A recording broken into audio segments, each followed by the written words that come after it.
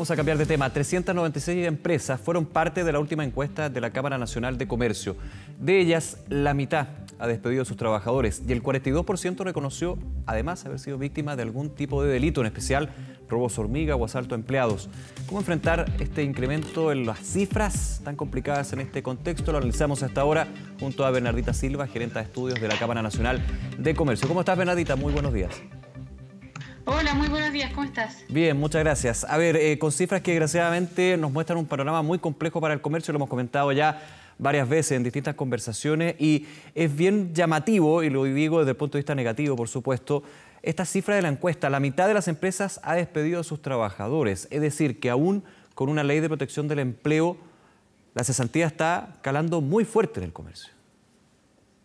Claro, nosotros hemos estado haciendo esta encuesta básicamente cada un mes desde que empezó la crisis que estamos atravesando y ahí llama la atención el crecimiento que hay entre cuando preguntamos habían despedido trabajadores entre abril y mayo, había un 37,5% que dijo que sí, y ahora preguntamos habían despedido trabajadores entre abril y junio y hay un 49,5%, es decir, un 50% que dijo que sí. Pero junto con esto también hay un 54,8% de las empresas que se ha acogido a la ley de protección del empleo. Ya. Entonces ahí hay un mix, hay gente que ha despedido trabajadores pero a la vez se ha acogido a la ley de protección del empleo, porque son 54,8% que dicen que sí se han acogido, y cuando uno ve el promedio de trabajadores que tienen acogido es un 61%. Claro, hay un mix en términos de que hay personas que han perdido sus trabajos, pero a la vez también personas que se les han suspendido sus contratos. El problema... Claro, y esto también pone presión una vez que ya se acabe el plazo de ley de protección del empleo, claro, en qué va a pasar con esos trabajadores, porque también hay en el último IPOM, el Banco Central muestra en una encuesta de que muchas empresas contestaron de que probablemente no los van a reincorporar, ¿no es cierto? Entonces también hay una presión ahí con los trabajadores que hoy están bajo la ley de protección de empleo, de cómo va a ser la futura reincorporación de ellos al mundo laboral. Y esto finalmente, Bernardita, viene en un factor que es bien obvio, digamos, a esta altura. O sea, con las medidas de confinamiento, con la restricción, ha calado, insisto, en el concepto muy hondo en lo que es el comercio, con las puertas cerradas, con la imposibilidad de vender, de alguna manera tratando de reinventarse a través de los canales digitales, pero evidentemente no logra compensar la pérdida en lo que son las ventas físicas. ¿Eso ustedes también lo han visto? Sí, también lo hemos estado monitoreando. Nosotros tenemos ambas cifras, porque por un lado tenemos nuestro índice mensual que muestra que las ventas físicas han caído, ¿no es cierto?, en torno a un 45% en abril y en mayo. Y después cuando hicimos un termómetro semanal de las ventas del comercio que estamos haciendo durante esta pandemia, que sí incluye también las ventas online, entonces, y ese termómetro semanal mostró que en mayo hubo una caída promedio de 26%, y si sacamos la categoría supermercados, la caída es bastante mayor.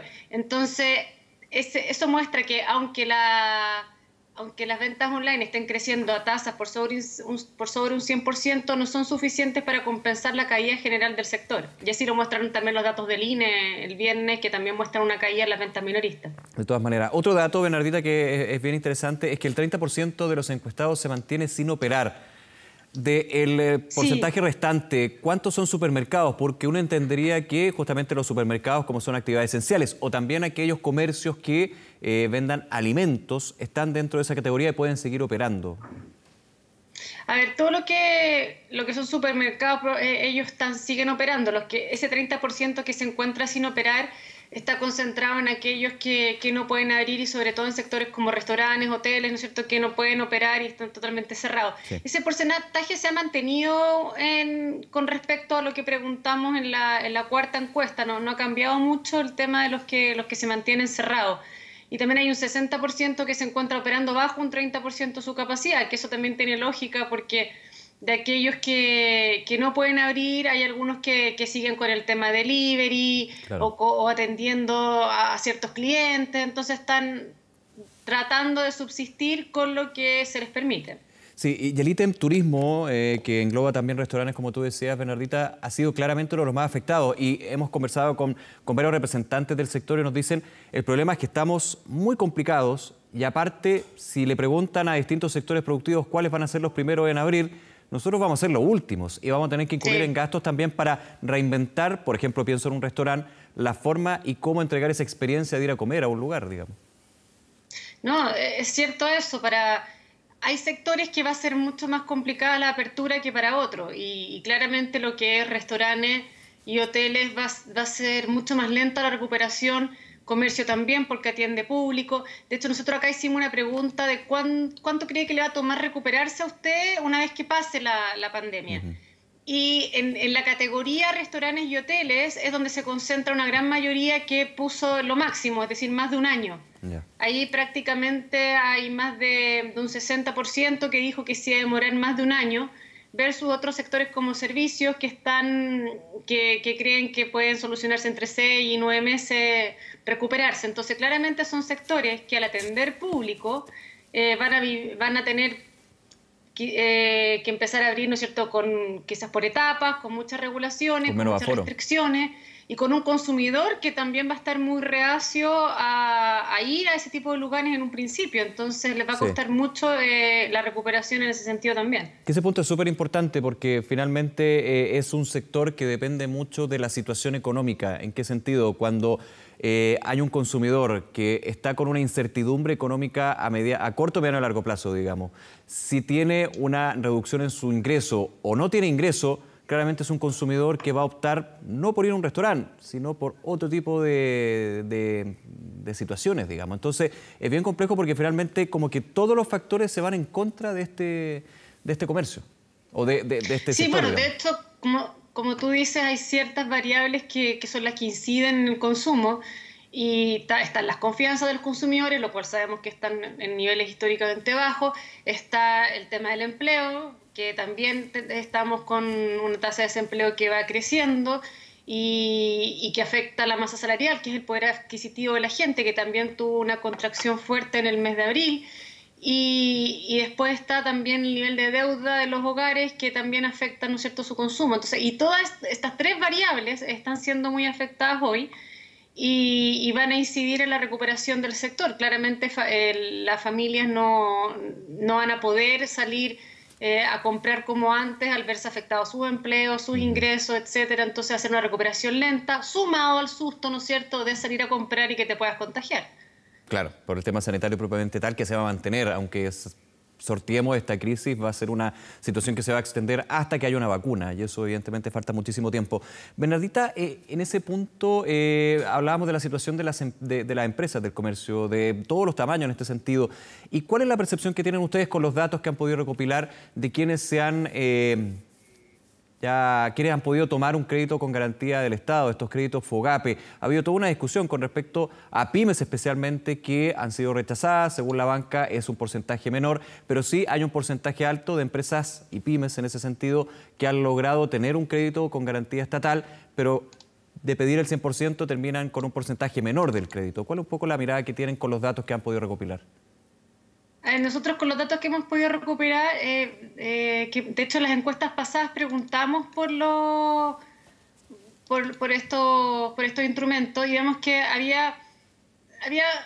está un poco dividido. Hay una buena parte de empresas, como un 30%, que ha postulado y ha tenido éxito en las postulaciones a este tipo de instrumentos, sobre todo los créditos FOGAPE, y estaban bastante... aprobaban, ¿no es cierto?, este tipo de medidas. Y por otro lado también hay un porcentaje que era, creo que cerca de un 15 o algo así, de que había aplicado pero lo habían rechazado, ¿no es cierto? Pero ahí va el tema también. Y de hecho aquí estoy viendo era bastante menor, es un porcentaje como de 5% que aplica pero no... Claro, un 11% que aplica pero lo habían rechazado. Ya.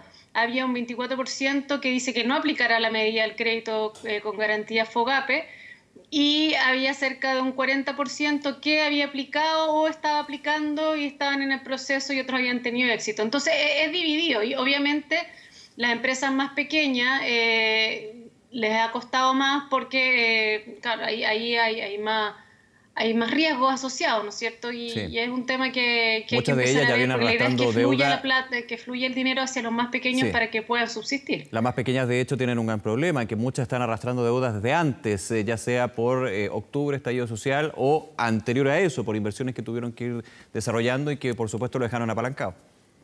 Claro, pero vemos que la mayoría había una buena percepción de los créditos con garantía FOGAPE, aunque todavía había un porcentaje, como un 10%, que no sabía cómo aplicar. Ahí también hay que tener ojo de ver, y también eso se refiere a las más microempresas, de que de repente no tienen la capacidad o no saben cómo hacerlo, ahí también hay que ayudarlas.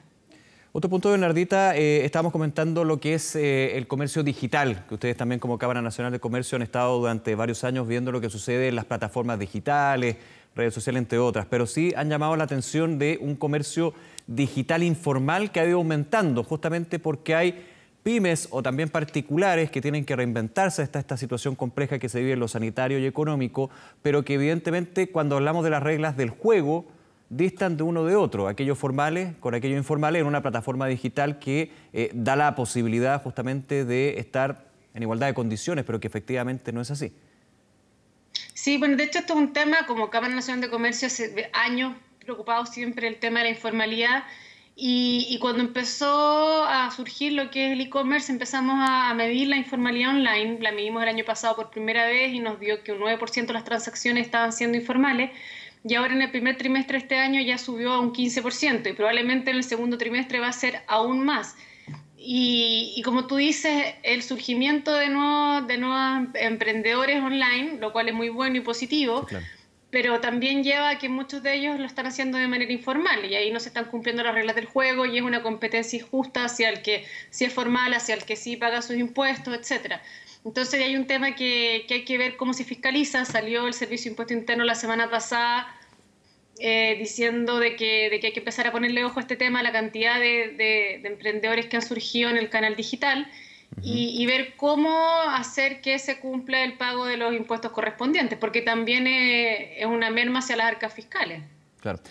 Por último, otro dato que ustedes siempre están monitoreando y recopilando con la encuesta de las distintas empresas es quiénes han sido víctimas de algún delito. Y veo que en los últimos datos de la Cámara, un 42% de las empresas encuestadas han sido víctimas de algún tipo de delito. ¿En qué se compone esto? También considerando que hay muchas de estas empresas que actualmente están cerradas.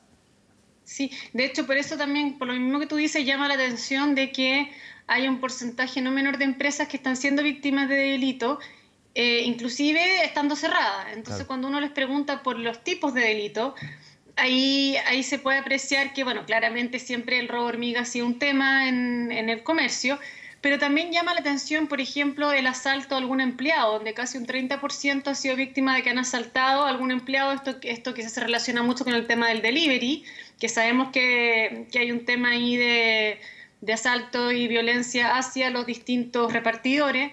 Y también llama la atención el robo con violencia, porque si yo sumo los que han sido víctimas una vez o más de una vez, me da un porcentaje cerca de un 12-13%, que es bastante mayor a lo que solíamos ver en el robo con violencia en nuestras encuestas de victimización pasadas, que no superaba un 10%.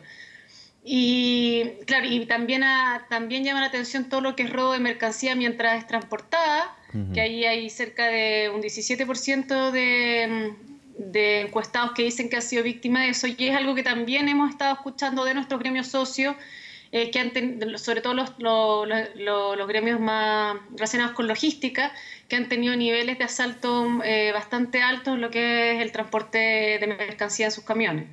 Bien, Bernardita Silva, nuevamente muchas gracias por esta conversación y que tengas un buen día. Nos vemos. No, gracias a ustedes, que estén bien. Gracias, chao.